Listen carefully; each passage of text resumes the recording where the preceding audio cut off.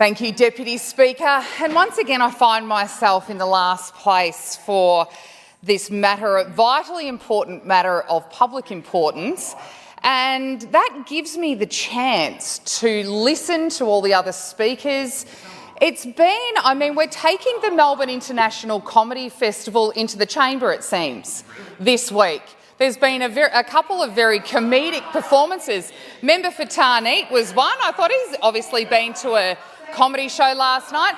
And the member for Pascoe Vale, there would have been a red flag or two go up with the props that he presented.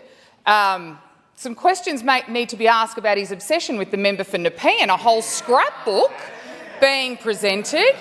Again, I do hope security have noted that little red flag and look into that. And also, while we're on it, he brought up the mother tongue of our people, the Italians. I have a few more Italian words, but I'm not sure you'd consider them parliamentary, so I might see how the rest of this goes and then bring them up. But this is a vitally important matter of public importance. In fact, according to Victorians on the ground, it's the most important issue that we have by a long, long way. Cost of living and crime. And make no mistake, these are issues that have come about because of poor policy decisions by the Allen Labor government. There is no other cause for this. It is poor policy. And then to brush over these cost of living pressures with little token school bonuses, $400, or the electricity. You know, when your electricity bill has gone up, according to the ABS, when your electricity bill has gone up 30% in the last year, a measly little payment here and there and a little bit of an offset, a little tip here and there, that doesn't offset the pressures week to week when people are living paycheck to paycheck. And should I start on small business, Deputy Speaker? I spent 12 years running my own small business before entering this place, and every year, particularly toward the end and through COVID, it got harder and harder to the point where it was near impossible to operate a small business in this state.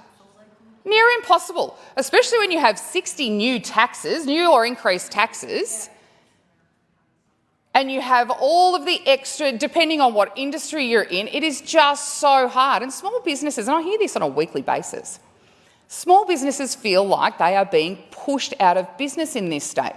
And rightly so, when it gets so hard. Mind you, they can go and set up in New South Wales, 5 minutes away, have access to the same market, the same Victorian infrastructure and those things that taxpayers are paying for. But it's much easier to do business in New South Wales. And while we're on it, let's talk about agriculture and how hard it is to produce food in this state.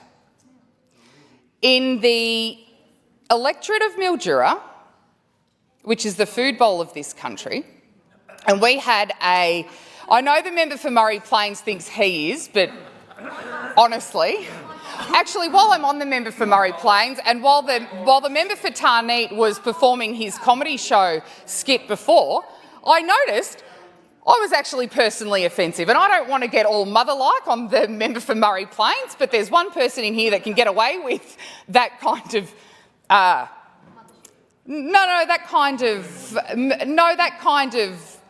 You just can't have a go at the member for Murray Plains. I take offence to that. He can't do it. That's my job and mine only. I'd like him. But getting back to agriculture, I hear this day in, day out, and we actually had in Mildura last week, we had a delegation from India who are our major export partners for the almond industry. Now, we grow 60% of Australia's almonds in my patch. The other 40 come from the Riverland just over an hour away in South Australia. There is a reason that almond growers are corporate farms, to be fair, because it is so expensive to to grow any food, table grape growers as well. This was a conversation that was had the entire time, last week, the entire week.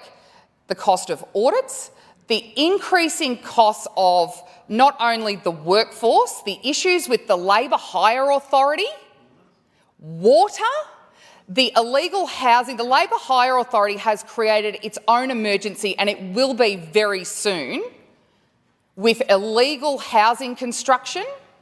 And I've written to the Minister about this, illegal extensions to house people on top of one another, making it incredibly unsafe, because the labour that's needed is vast because we grow so much food at an incredible expense.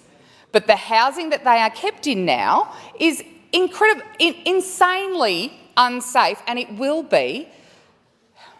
end up being a fatal disaster. I had a 52-year veteran of the CFA take me out and have a look at some of these houses last week, and it is horrific. Which leads me to the CFA. And the Emergency Services Volunteers Fund, and that levy rate increase, as the member for Lowan said, 189%. 189%. This is another levy, particularly farmers that can have multiple blocks. They are faced with a 189% rate increase. That is going to literally strangle some growers. They've already talked about it. Meanwhile, we've got housing, long-term rental houses coming off the property market. We now have generational farms going onto the property market. And who's there to buy those generational farms, Deputy Speaker? No one. Because you cannot get into farming. It's too expensive. It's too expensive to do it. And those generational farmers are walking off. How does that go for food security? We're growing food. And the policy decisions of the Allen Labor government want to not only rip up the farmland to put in power lines, wind turbines, solar farms, batteries. If we stay there, the rates that we have to pay on that land are simply not viable when you've got supermarkets also that don't look after the farmers. It is just getting so hard. And then we've got our CFA volunteers and our SES volunteers that do such amazing work. They have a backbone. They are the spine, the stomach and the heart of regional and rural communities. And now they are just, and it is the 80th anniversary of the CFA today. So it's right that I give them a shout out on their 80th anniversary. But honestly, they've had the guts ripped out of them, struggled to get a bottle of water when they've been out there fighting bushfires or grass fires. Things are dry out there. Farmers can't afford to spend the chemical if they don't know that they are getting to spray for. It's just, honestly, I employ members on the other side, leave the city every now and then. Honestly, come and have a look. I will take you for a drive. Come and have a look at how dire things are at the minute. There is life beyond the freeways, I promise you. That's where we're growing your food, and I know it will hurt when you can't get your almond lattes and your avocado on your sourdough bread, because we grow all that. But at the moment, it is drying up. It is far too expensive. It's far too expensive to grow the food, which means it's far too expensive for people to buy the food. And here you are talking about, oh, we're giving Victorians this much here and that much. That is just insane, and people are frustrated, which is why when you ask Victorians in this state, what is your biggest issue? They say cost of living. Of course. Now, the member for Pascoe Vale, who I'm disappointed is not in the chamber right now. He mentioned, I think he was referring to the member for Nepean when he mentioned another Italian word earlier. I said I've got a few others. And when I talk about this, there is quite a few Italian words that come to mind, most of which I can't say, Deputy Speaker, and I won't. But every Italian in this state at the moment is thinking stronzo.